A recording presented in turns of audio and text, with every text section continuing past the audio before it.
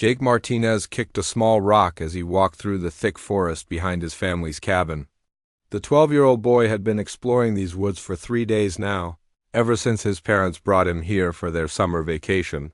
The tall pine trees made everything smell fresh and clean, and the sunlight came through the leaves in pretty patterns on the ground. He liked being alone out here. Back home in the city, there were always cars honking and people talking loudly, but here in the Colorado mountains, the only sounds were birds singing and his own footsteps on the soft dirt path. Jake had his backpack with him, filled with snacks, water, and a small first aid kit his mom always made. Jake was looking for a good spot to build a fort when he heard something strange. It sounded like a low moaning, almost like a hurt animal. He stopped walking and listened carefully. The sound came again, louder this time. It was coming from deeper in the woods, off the main path. Jake felt his heart beat faster. What if it was a bear? His dad had told him that bears lived in these mountains, but the sound did not seem like a bear. It sounded more like something crying. Jake took a deep breath and decided to follow the sound. He was curious and he wanted to help if some animal was hurt. He pushed through the thick bush, getting scratched by thorns and branches. The sound got louder as he walked. Then he saw something that made him stop and stare. There was a huge hole in the ground, like someone had dropped a giant rock from the sky. Trees were broken and pushed down, all around it. The hole was about as wide as a basketball court and very deep. Jake walked slowly to the edge of the crater and looked down. What he saw made him gasp and step back. At the bottom of the hole was the biggest creature he had ever seen. It looked like a dragon from the stories his grandmother used to tell him, but this one was real. It was lying on its side, and Jake could see that it was hurt badly. The creature was about the size of a small airplane.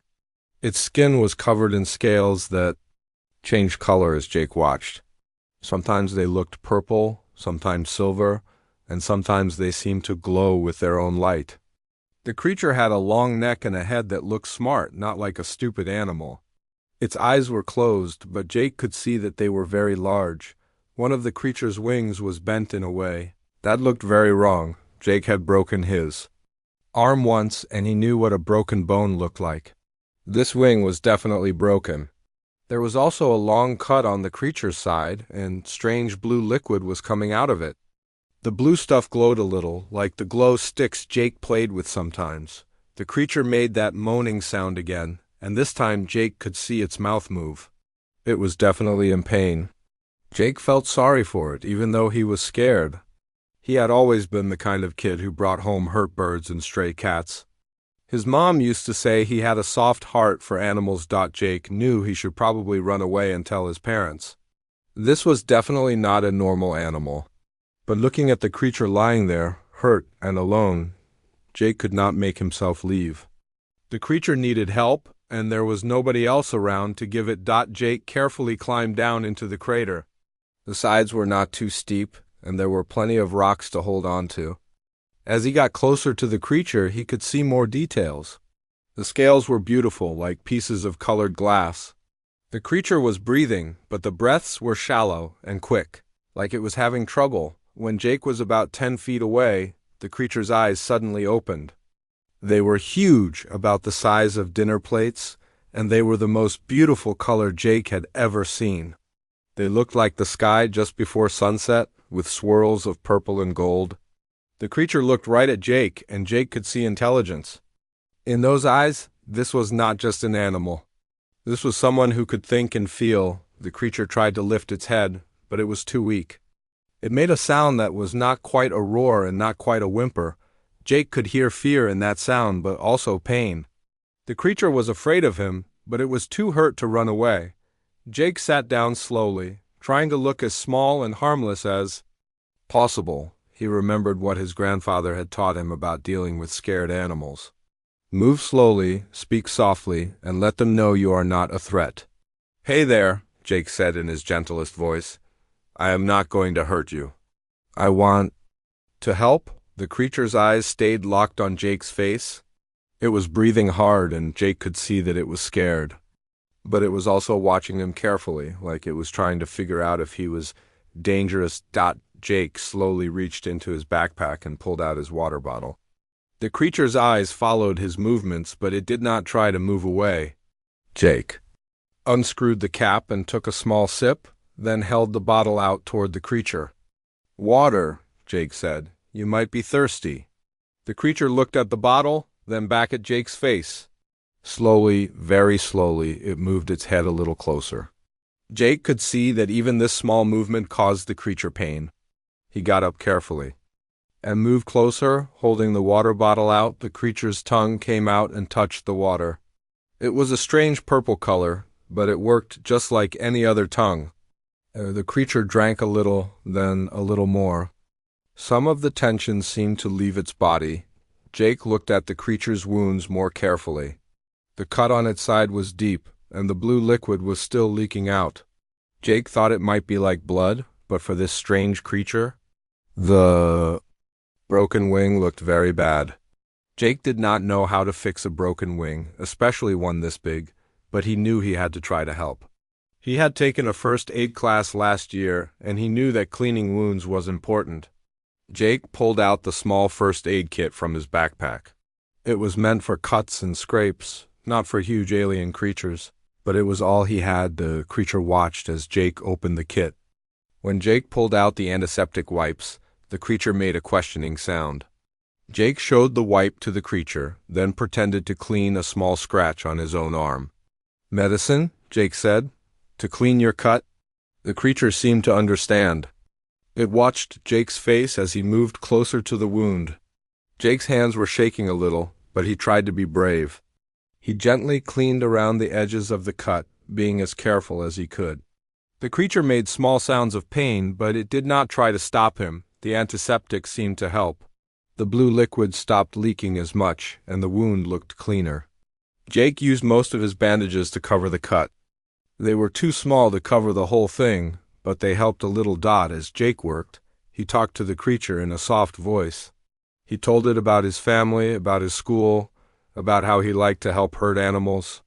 The creature seemed to listen, and Jake thought he saw some of the fear leave its eyes. When Jake was done with the bandages, he sat back and looked at his work. It was not perfect, but it was better than nothing. The creature looked at him with those beautiful eyes, and Jake thought he saw something like gratitude there. "I will come back tomorrow," Jake told the creature. "I will bring more medicine and more water. You are going to be okay." The creature made a soft sound, almost like a cat purring. Then it closed its eyes and seemed to relax a little. Jake gathered up his first aid supplies and climbed back out of the crater. As he walked home through the forest, he kept thinking about those intelligent eyes and wondering what kind of creature he had just helped. Jake knew his life had just changed forever, but he did not know how much yet. Jake woke up early the next morning, before his parents were awake. He had barely slept all night thinking about the strange creature in the forest. He kept wondering if it was still alive, if it was in pain, if it needed help. Jake got dressed quietly and went to the kitchen to gather supplies. He filled 2 water bottles and grabbed some food from the refrigerator. He took some bread, cheese, and fruit, not knowing what the creature might eat. Jake also found some clean towels and took the rest of the first aid supplies from the bathroom cabinet.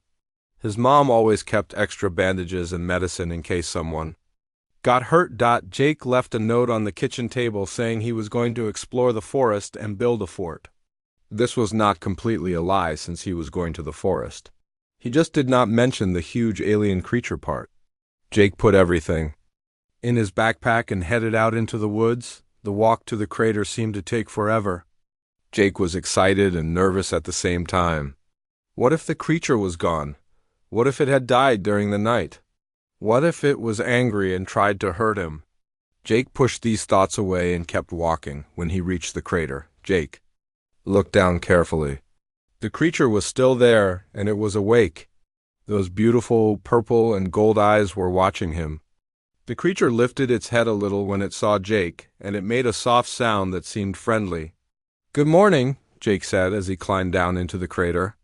"I brought you some things." The creature watched Jake carefully as he unpacked his supplies. Jake offered it water first, and the creature drank gratefully. Then Jake tried offering it some bread. The creature sniffed the bread, then took a small bite. It seemed to like the taste and ate more. Jake was happy to see that the creature looked a little better today. The wound on its side was not bleeding as much, and the creature seemed more alert, but the broken wings still looked very bad. Jake did not know how to help with that. As Jake cleaned the wound again and put on fresh bandages, he talked to the creature. He told it about his family's cabin, about the lake nearby, about his parents who were probably still sleeping. The creature seemed to listen carefully, tilting its head like a dog does when it hears something interesting. Then something amazing happened. The creature started making different sounds, like it was trying to talk back to Jake. The sounds were not like any animal Jake had heard before. They were more like music, with high notes and low notes that seemed to have meaning. Jake sat very still and listened. The creature made the sounds again, and then it did something that made Jake's eyes go wide. It reached out with one of its front legs and drew a picture in the dirt. The picture showed a round shape with other round shapes around it, like a sun with planets around it. "Are you from space?" Jake asked, pointing up at the sky. The creature made an excited sound and nodded its head. Then it drew more pictures in the dirt. It drew what looked like a spaceship, and then it drew the spaceship crashing into the ground. Jake understood. This creature had come from another planet, and its spaceship had crashed here. "You are not from Earth," Jake said. "You are from way up there, from another world." The creature nodded again. It seemed happy that Jake understood. Then it drew another picture. This one showed several creatures that looked like itself, but with mean faces. These creatures were chasing the first one. Jake realized that the creature was not just lost. It was running away from something. "Someone was chasing you," Jake said. "Bad guys." The creature made a sad sound and nodded. It pointed to itself and then to the picture of the mean creatures. Jake understood that the creature was afraid these bad guys might still be looking. For Jake wanted to know more about the creature, but they needed a way to talk to each other better. Jake had an idea. He pointed to himself and said, "Jake, my name is Jake." The creature tilted its head and tried to make the sound. "Yak," it said in its musical voice. It was a little different from how Jake said it, but close enough. Then Jake pointed to the creature and raised his eyebrows like he was asking a question. The creature understood. It made a series of musical sounds that were very beautiful but hard for Jake to repeat. Jake tried to copy the sounds, but they came out all wrong. The creature made what sounded like a laugh. Jake thought for a moment, then he had another idea. The creature's scales moved in the wind like they were flying, and Jake remembered the stories his grandmother told about dragons who could fly through the clouds like the wind. "Zephyr," Jake said. "I will call you Zephyr. That means wind." The creature seemed to like this name. It made a happy sound and nodded. From then on, Jake called the creature Zephyr, and Zephyr seemed to understand that this was its name. Over. The next few days, Jake visited Zephyr every morning and afternoon. He brought food and water, and he changed the bandages on Zephyr's wounds. Slowly, Zephyr was getting better. The creature could lift its head higher, and it could move around a little more. But the wing was still broken and would need more time. To heal, Jake and Zephyr found better ways to talk to each other. Zephyr was very smart and learned some English words quickly. Jake learned that Zephyr's musical sounds had different meanings. A high, sweet sound meant happy. A low, rumbling sound meant worried or scared. Short, sharp sounds meant danger. Zephyr drew more pictures in the dirt to tell Jake about its world. It showed Jake pictures of beautiful cities that floated in the sky, of creatures like Zephyr flying between the stars, of peaceful planets covered in strange forests. Jake told Zephyr about Earth, about humans, about cars and schools and movies. Zephyr seemed very interested in everything Jake said. Jake also learned that Zephyr's people were called the Draknari. They were peaceful and liked to explore new worlds, but there were other creatures called the Vex who were mean and liked to hurt others. The Vex had been chasing Zephyr when its ship crashed on Earth. This made Jake worried. If the Vex were still looking for Zephyr, they might come to Earth. Jake did not know what the Vex looked like, but Zephyr's pictures made them seem very scary. They had sharp claws and angry faces, and they flew in dark ships that looked like bugs. Jake's parents started to notice that he was acting strange. He was always hungry when he came home from the forest, like he had been sharing his food with someone. He asked for extra bandages and medicine, saying he wanted to be prepared, in case he got hurt while exploring. He also seemed happier and more excited than usual, like he had a wonderful secret. Jake's mom, Lisa, asked him what he was doing in the forest all day. Jake told her about building a fort, which was partly true. He had built a small shelter near Zephyr's crater to keep his supplies dry, but he could not tell his parents about Zephyr yet. He was afraid they would not understand, or they might want to tell other people about the alien creature. Jake's dad, Carlos, was also curious about what Jake was doing. He offered to come explore the forest with Jake, but Jake said he wanted to finish his fort by himself first. Carlos was proud that his son was being so independent and creative. As the days passed, Jake and Zephyr became real friends. Jake looked forward to visiting Zephyr every day, and Zephyr seemed happy to see Jake. They played simple games together, like Jake throwing small rocks and Zephyr trying to catch them with its good wing. Zephyr also showed Jake how its scales could change color when it was feeling different emotions, but Jake was starting to worry about keeping Zephyr a secret. The creature was getting stronger, and soon it would be able to move around more. What if someone else found it? What if the Vex came looking for it? Jake knew that soon he would have to make some hard decisions about what to do next. For now, though, Jake was just happy to have found a friend like no other. Every day with Zephyr was an adventure, and Jake was learning that friendship could happen between anyone, even a human boy and an alien dragon from the stars. Jake was sitting with Zephyr on the 7th day since he had found the alien dragon. The creature was much better now. Its wound was healing well, and it could move around the crater more easily. Zephyr could even stand up and walk short distances, though its broken wings still hung at a bad angle. They were playing their usual game where Jake would tell Zephyr about Earth words and Zephyr would try to say them.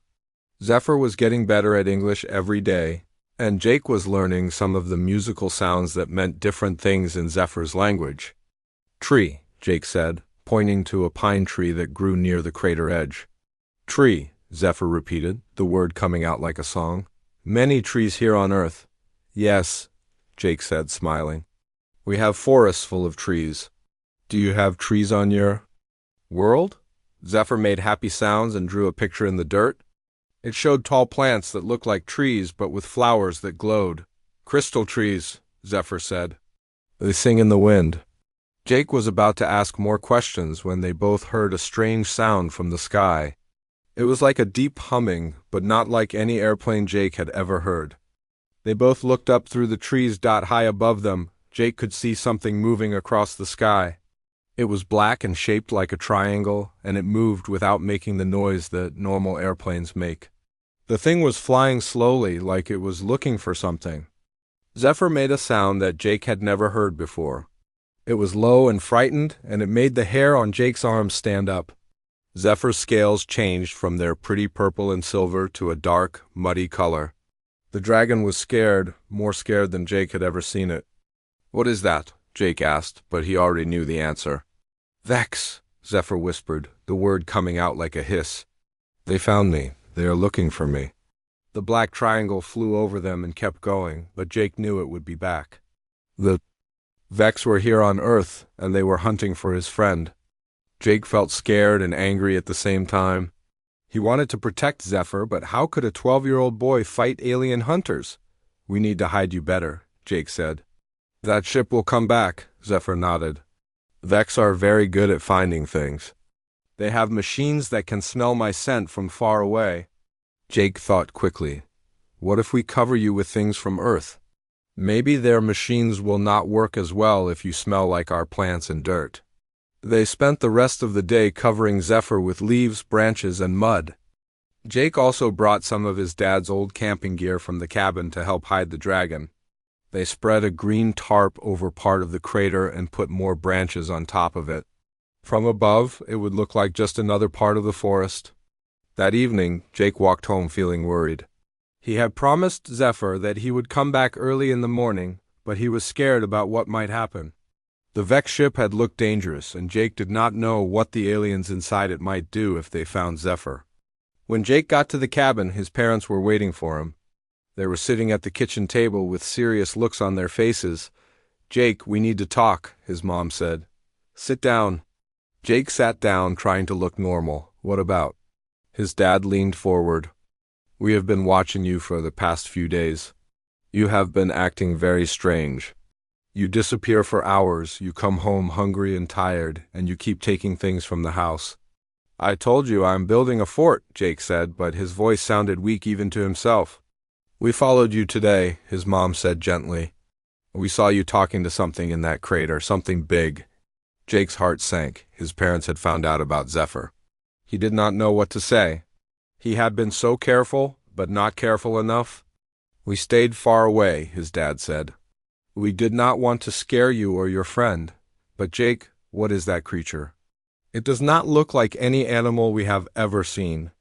Jake looked at his parents' faces. They looked worried, but not angry.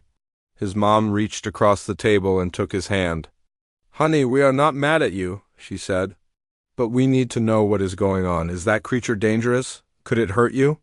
Jake thought about Zephyr, who had been so gentle and kind, who had shared stories about beautiful worlds and had learned to say Jake's name in its musical voice, who was scared and hurt and needed help. "No," Jake said. "Zephyr would never hurt me. Zephyr is my friend." "Zephyr?" his dad asked. "That is what you call it?" Jake nodded. He decided to tell his parents the truth. They deserved to know, and maybe they could help. "Zephyr is not from Earth," Jake said. "Zephyr is from another planet far away. The spaceship crashed here, and Zephyr was hurt. I have been helping Zephyr get better." His parents looked at each other. Jake could see that they were having trouble believing what he was saying. "An alien?" his mom asked. "Jake, are you sure you are not just imagining things?" "I will show you," Jake said. "Tomorrow, I will take you to meet Zephyr. But you have to promise not to tell anyone else. There are bad aliens looking for Zephyr, and if they find out that people know about it, they might hurt us." His dad frowned. "Bad aliens? Jake, what are you talking about?" Jake told his parents about the Vex, about the black triangle ship he had seen, about how Zephyr was running away from them. His parents listened carefully, and Jake could see that they were starting to believe him. "We saw some strange aircraft today," his mom said slowly. "They were flying over the forest, and they did not look like any military planes we know." "That was them," Jake said. "That was the Vex. They are looking for Zephyr." His dad was quiet for a long time. Finally, he said, "Show us. Tomorrow morning, take us to meet your friend." "But Jake, if this creature is really an alien, this is much bigger than just our family. People need to know." "Not yet," Jake said. "First, we need to keep Zephyr safe. The Vex are dangerous. Zephyr told me they hurt people who help the ones they are hunting." That night, Jake barely slept again. He kept thinking about his parents meeting Zephyr. What if they got scared? What if they decided to call the police? Or the army? What if they did not understand that Zephyr was good? In the morning, Jake led his parents through the forest to the crater. He went first, calling out to Zephyr so the dragon would know he was coming. "Zephyr, I brought my mom and dad," Jake said as he climbed down into the crater. "They want to meet you." Zephyr looked nervous. The dragon's scales were a worried gray color, and it stayed in the shadows under the tarp. Jake's parents climbed down carefully, staying close together. When they saw Zephyr, Jake's mom gasped and grabbed his dad's arm. Zephyr was even bigger than they had thought, and definitely not like any Earth animal. But then Jake walked over to Zephyr and gently touched the dragon's neck, and Zephyr made happy sounds. "This is my mom, Lisa," Jake said.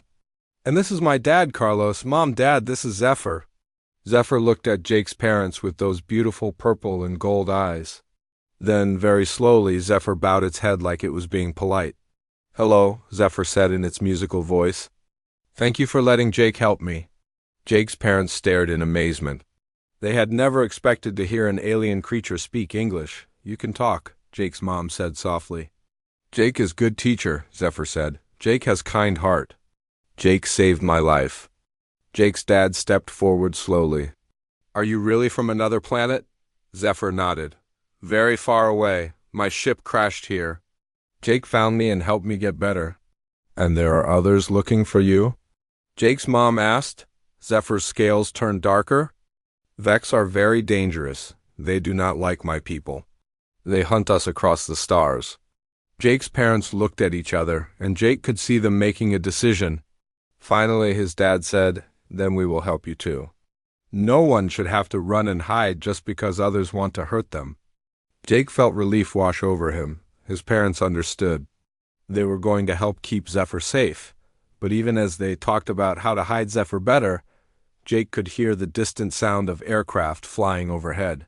The Vex were still out there, still looking, and Jake knew that their real troubles were just beginning. The next few days were the hardest of Jake's life.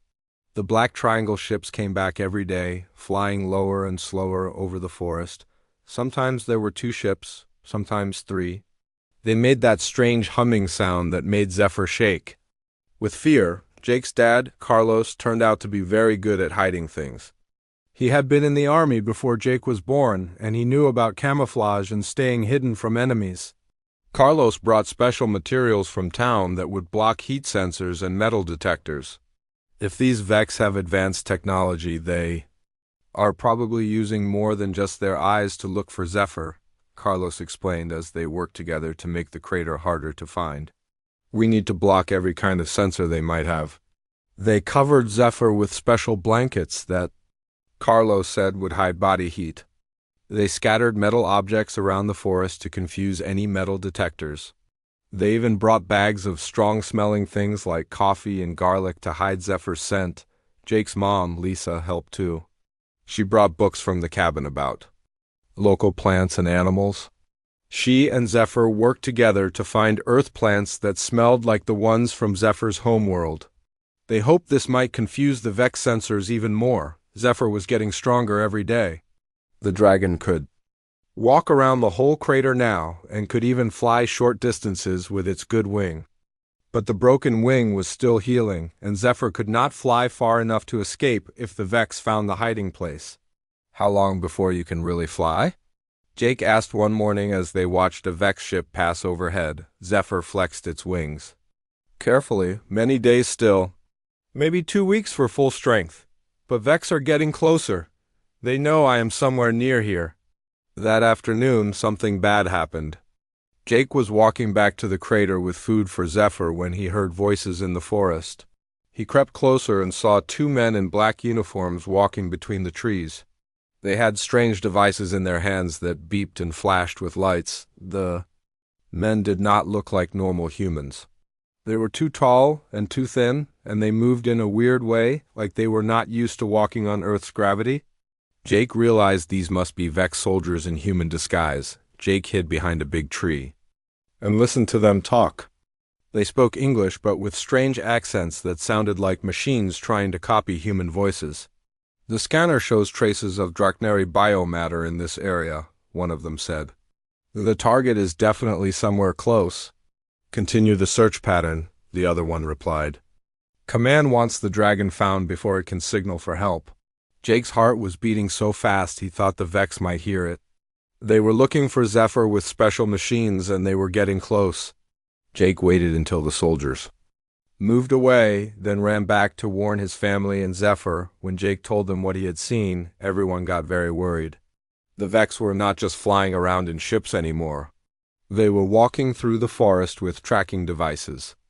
We need to move you, Carlos told Zephyr. This hiding place is not safe anymore, but Zephyr shook its head. Moving now would be more dangerous. Vex sensors would detect me easily if I am in the open.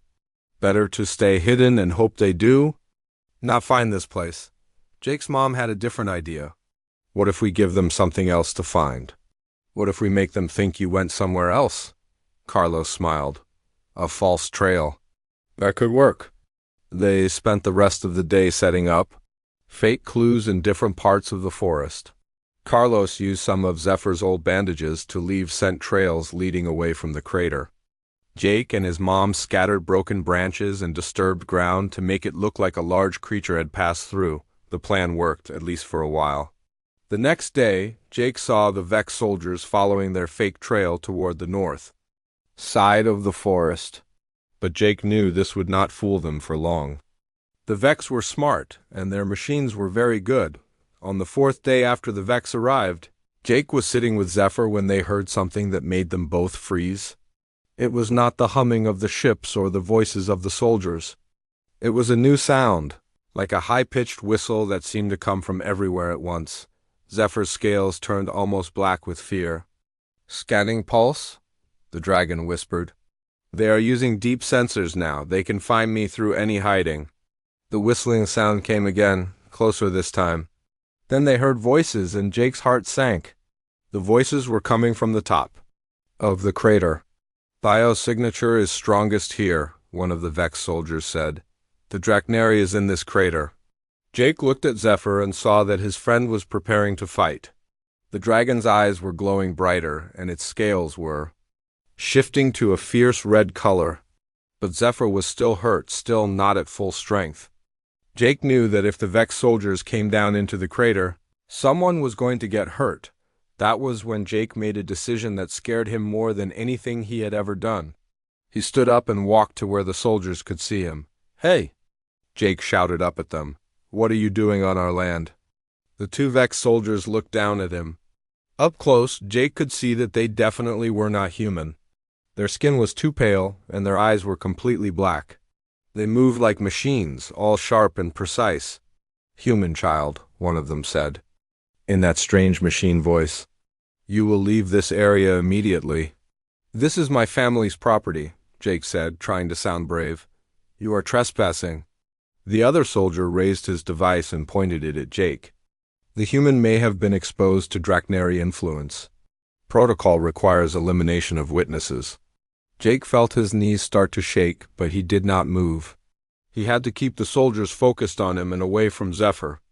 Behind him, he could hear Zephyr moving quietly in the shadows.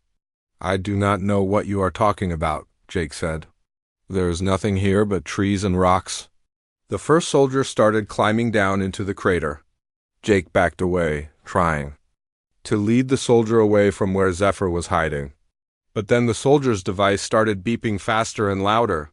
"Drachneri biosignature is extremely strong here," the soldier said. "The target is within 10 meters. That was when everything happened at once. Zephyr burst out of the shadows with a roar that shook the whole forest. The dragon knocked the first soldier down with one of its good wings. The second soldier at the top of the crater started shooting some kind of energy weapon that made bright blue flashes. Jake dove behind a rock as the energy blasts hit the ground around him. Zephyr was fighting the first soldier, but the dragon was still not at full strength. The soldier had some kind of shock weapon that made Zephyr cry out in pain. Jake knew he had to do something. He picked up a large rock and threw it as hard as he could at the soldier on top of the crater. The rock hit the soldier in the head and the alien stumbled backward, but more Vex soldiers were coming. Jake could hear voices and footsteps running through the forest toward them. The energy weapon blasts were getting louder, and Jake could smell something burning. Then he heard the most beautiful sound in the world. It was his dad's voice shouting from somewhere above the crater. "Jake, get down!" There was a loud explosion, and the soldier at the top of the crater disappeared. Carlos appeared at the edge with what looked like one of his old army weapons. Lisa was with him, and she was talking rapidly into a cell phone. "Yes, we have a situation in the Colorado National Forest," she was saying. "We need military assistance immediately. There are armed hostiles attacking civilians." The soldier in the crater with Zephyr pulled out a communication device and started speaking in a language that sounded like angry insects buzzing. Jake knew the soldier was calling for backup. Zephyr managed to knock the shock weapon away from the soldier, but more Vex were definitely coming. Jake could hear aircraft approaching, and this time they sounded different. These were human helicopters, not alien ships. "The cavalry is coming," Carlos shouted down to Jake. "Can you and Zephyr hold on for a few more minutes?" Jake looked at his alien friend, who was standing protectively in front of him despite being hurt and outnumbered. Zephyr's scales were bright gold now. The color Jake had learned meant determination and courage. "We can hold on," Jake called back to his dad. "We are not giving up." But as the sounds of battle grew louder around them, Jake wondered if help would arrive in time. The Vex had found them, and now everything depended on the next few minutes. Jake grabbed another rock and prepared to keep fighting for his friend, no matter what happened.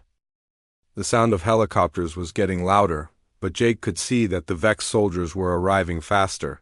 3 more black triangle ships appeared in the sky above the forest. They moved down through the trees like giant metal insects, their weapons glowing with dangerous blue light. Jake stayed close to Zephyr as his friend fought the soldier in the crater. The dragon was brave and strong, but Jake could see that Zephyr was getting tired. The broken wing made it hard for the dragon to move quickly, and the Vex soldier had more weapons. More Vex soldiers appeared at the top of the crater. They were all pointing their energy weapons down at Jake and Zephyr. Jake's dad was shooting at them with his old army rifle, but there were too many of them. "Surrender the Drachneri and the humans will not be harmed," one of the Vex commanders called down. This one looked different from the others. It was taller and had red markings on its black uniform. "Resist, and you will all be eliminated." Jake stood up straight, even though he was scared. He walked over to stand right in front of Zephyr, spreading his arms wide like he was trying to shield his friend with his own body. "No," Jake said loudly. "Zephyr is my friend. I will not let you hurt him." The Vex commander made a sound that might have been laughter, but it sounded like metal scraping against metal. "A human child thinks it can protect a Drachneri from the Vex Empire? How amusing." "Jake is not just any human child," Zephyr said, speaking loud enough for all the Vex to hear. "Jake has the heart of a warrior. Jake saved my life when no one else would help." Some of the Vex soldiers looked at each other. Jake noticed that a few of them seemed uncomfortable. One soldier lowered his weapon slightly. The commander noticed this too. "Do not let the Drachneri's words affect you," he barked at his soldiers. "Humans are weak. They cannot understand the glory of conquest." But Jake could see that some of the soldiers were thinking about what Zephyr had said. Maybe even some Vex had hearts that could understand friendship and kindness. That was when Jake remembered something Zephyr had taught him. His friend had shown him how to use the communication device from the crashed spaceship. Jake had been practicing with it for days, learning to send simple messages. Jake slowly reached into his backpack and pulled out the small silver device. The Vex soldiers raised their weapons, thinking it might be a weapon too. "This is Jake Martinez," Jake said into the device, speaking as clearly as he could. "I am a human on the planet Earth. I am asking for help. My friend Zephyr is in danger from the Vex Empire. If anyone can hear this message, please help us." The communication device made a high-pitched sound, and suddenly the air above the crater was filled with new shapes. But these were not Vex ships. These ships were beautiful, with silver and gold colors that sparkled in the sunlight. They looked like they were made of crystal and starlight. "Drachneri Rescue Fleet," Zephyr said with joy in his voice. Jake's message reached them. The largest of the crystal ships spoke with a voice that sounded like music. "This is Commander Arya of the Drachneri Exploration Corps. We received a distress call from this location. Vex vessels, you are ordered to withdraw immediately." The Vex commander made angry sounds. "The Drachneri has no protection here. This world is not part of your territory." "Wrong," the musical voice replied. "This human child has claimed sanctuary for our scout. By the ancient laws of honor, we are bound to protect both the child and our scout." Jake did not understand all the legal words, but he understood that help had arrived. The Drachneri ships surrounded the Vex ships in the sky. There were more Drachneri ships than Vex ships, and they looked much more powerful, but the Vex commander was not giving up. "Fire on the dragon," he ordered his soldiers. "If we cannot capture it, we will destroy it." The soldiers raised their weapons again, but something amazing happened. The soldier who had lowered his weapon earlier stepped forward. "No," the soldier said. "I will not fire on a child who is protecting his friend." Other soldiers started lowering their weapons too. "The human shows more honor than we do," another soldier said. "How can we kill someone who risks his life for friendship?" The commander was furious. You will obey orders or be executed for treason. But more and more Vex soldiers were refusing to fight. Jake could see that his brave stand had touched something in their hearts. Even alien warriors could understand the power of friendship and courage. The helicopters finally arrived. They were human military helicopters, and they surrounded the area with soldiers. Jake's mom had called the army, and now Earth's defenders were here too. The Vex commander realized he was outnumbered by Draknari ships from above, human soldiers from the ground, and his own soldiers were refusing to fight. He made one last desperate attempt. "If I cannot have the dragon, no one can," he snarled, pulling out a large weapon that glowed with red light. But Jake was ready. He had been watching the commander carefully, and when the alien raised his weapon, Jake did something that surprised everyone. He jumped forward and tackled the Vex commander around the legs. Jake was much smaller than the alien, but his surprise attack knocked the commander off balance. The red energy blast went wild, shooting harmlessly into the sky.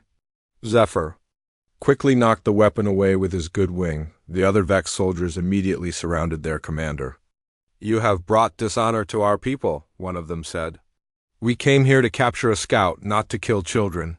The human soldiers climbed down into the crater, led by a colonel who looked very serious. "Everyone stay calm," the colonel said. "We are here to help." Jake's parents climbed down too, and his mom hugged him tightly. "That was the bravest and most foolish thing I have ever seen you do," she said, crying and laughing at the same time. Commander Arya's ship landed nearby, and several Draknari emerged.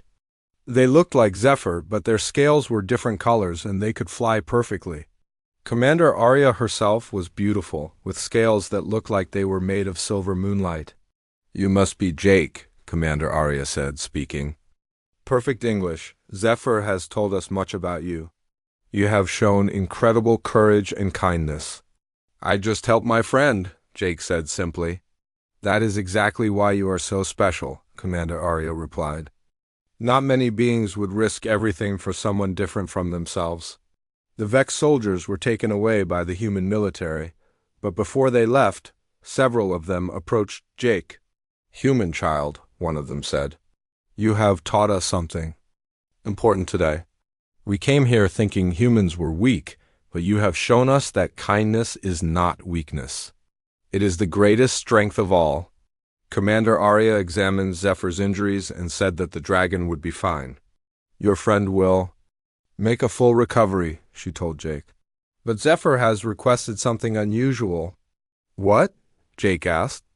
"Zephyr wants to stay on Earth for a while longer," Commander Arya said, "to learn more about humans and to spend more time with his first human friend." Jake's face lit up with happiness. "Really? You can stay?" "If your government agrees," Zephyr said. "I would like to be the first Draknari ambassador to Earth, and I would like you to help me learn about your world." The human colonel was talking on his radio to people in Washington. After a few minutes, he came back with a smile. "The president has approved the idea," he said. "Earth would be honored to welcome our first alien ambassador." Over the next few weeks, Jake's life changed in ways he had never imagined. Scientists and diplomats came from all over the world to meet Zephyr. But Zephyr always made sure that Jake was included in every meeting. Jake became the first human ambassador to the Draknari people. He learned to speak their musical language fluently, and he helped translate between humans and dragons. He also got to visit Zephyr's homeworld, flying through space in a crystal ship and seeing wonders beyond his wildest dreams. But the best part was that Jake had kept his friend. Every evening, when all the important meetings were done, Jake and Zephyr would sit together and talk about their adventures. Sometimes they would fly together over the mountains, with Jake riding on Zephyr's back as they soared through the clouds. Jake learned that courage was not about being unafraid. Courage was about doing what was right even when you were scared. And he learned that friendship could happen between anyone, anywhere in the universe, as long as people were willing to be kind and brave. Years later, when Jake was grown up and had become the head of Earth's Interstellar Relations Department, he would still remember that first day when he found a wounded, afraid dragon in the forest. and he would smile, knowing that the best things in life often began with a simple choice to help someone in need.